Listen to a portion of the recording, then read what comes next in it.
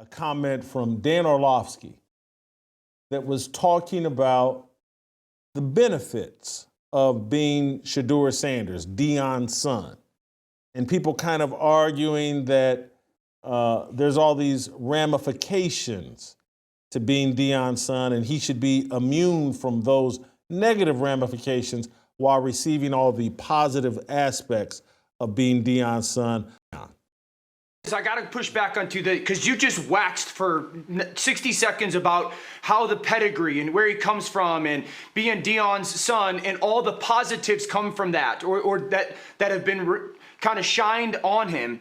But then in the same breath say, I don't want him to be penalized for being Deion's son. We can't have it both ways. If we're going to laud praise on him for being Deion's son and the understanding and the pedigree that Stephen A. brought up and the characteristics and how he's been molded because of his father, okay, and those are all things that have been benefits to him and that will probably be in the NFL, we can't sit there and say, well, it's held against him as well. Because while his dad was one of the greatest ever, Shedeur's not that right now physically. He's not this remarkable, rare, unbelievable unicorn athlete. That's Dan Orlovsky keeping it real. But he pivoted into a conversation about he didn't get his father's athletic gifts.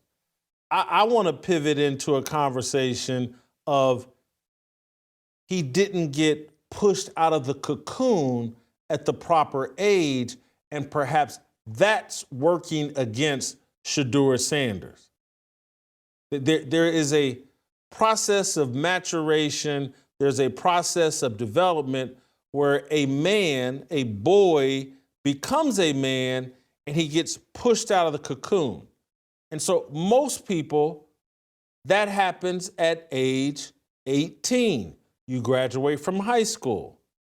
You go off to play college football or basketball or baseball or soccer someplace else outside of your parents' control.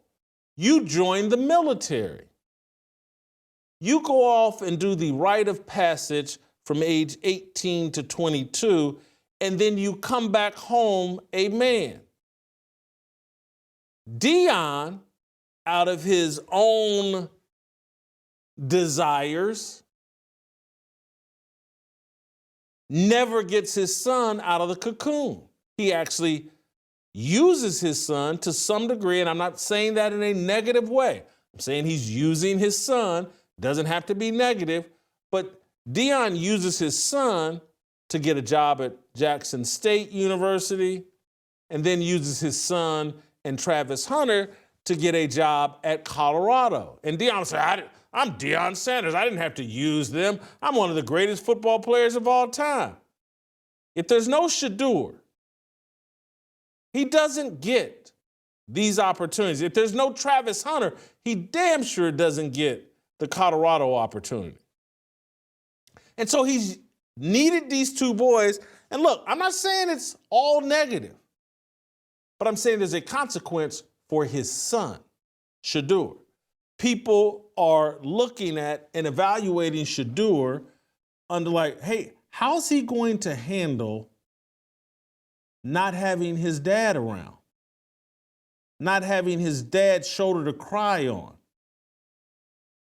These are real issues that have to be talked about because, trust me, as an executive and as a head coach, you think about these things. To draft a quarterback, significant player who's never been coached by anybody but his father. And he's now 22 and he's worth millions of dollars. And his dad's personality is the personality of a defensive back or a wide receiver, not the personality of a quarterback. And his dad, being one of the greatest players and now being a somewhat successful college coach, will have real strong opinions, credible opinions on how we're developing and using his son. And trust me, with all of these players, particularly at the quarterback position, but regardless of anything, they got an uncle, they got a father, they got a mama that has strong opinions about what's going on with the football team. And they interject themselves into those conversations.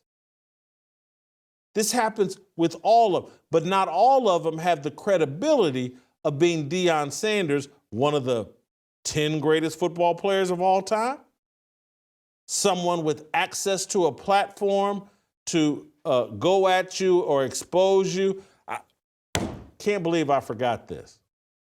But one of the biggest red flags that Deion has sent out that any coach, executive, even ownership should be afraid of is the video that surfaced when they had a pro day at Colorado and Deion publicly ripped the scout and the directions the scout was giving at pro day.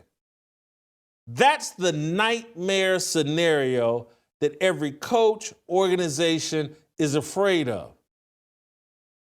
Hey, we can't do what we want to do because Deion is second guessing us from afar, and Deion called out a scout at the pro day and embarrassed him.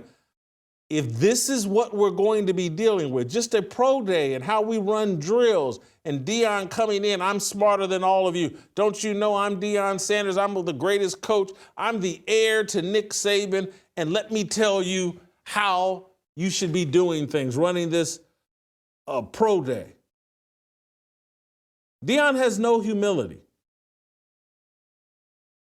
And he's also, and this works in combination, incredibly insecure. Because a secure person doesn't beat his chest after winning a game at TCU.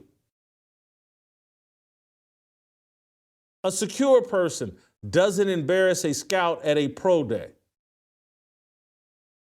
A secure person doesn't wear gold chains and call himself by a nickname at nearly 60 years old. It just doesn't happen. And I know that there's some of you watching and some of you that believe like, well, what do you mean?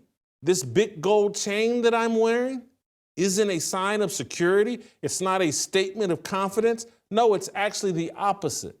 And people won't tell you that because they don't want to be called racist or an Uncle Tom or a sellout.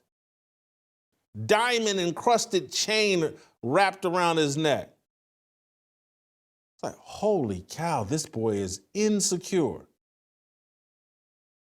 He's just like his daddy.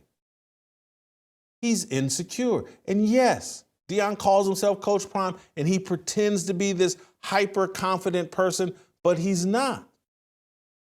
And he's given his son the same radical materialism, the same insecurity that afflicts Deion.